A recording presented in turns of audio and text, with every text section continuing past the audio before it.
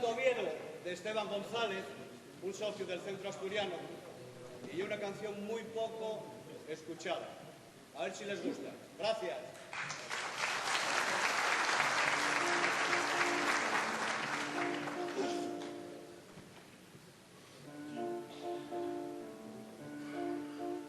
Ya comienza a amanecer, ya se ve la catedral, dice hola al Carmallón, a la plaza del Fontán, el naranjo vigiló por la noche a la ciudad, y el aramo despertó con su gran manto invernal.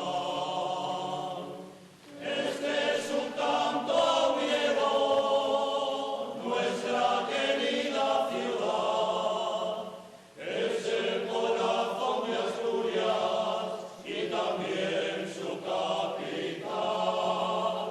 El campo de San Francisco, plaza de la catedral. La noche ya se acabó, la ciudad comienza a andar, es un sueño de verdad, por sus calles pasear, un suspiro de emoción, un camino sin final, tiene Oviedo en su latín, un paseo sin igual.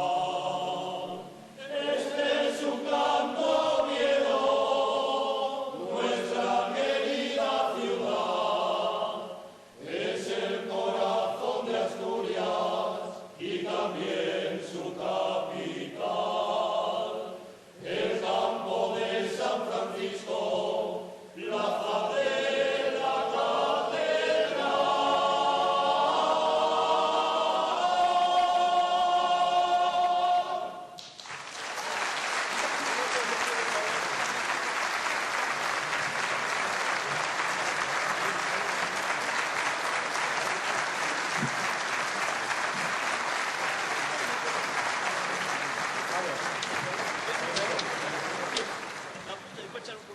Era la actuación del laureado Coro Santiaguín, que estos días detrás celebraban su 60 aniversario ya.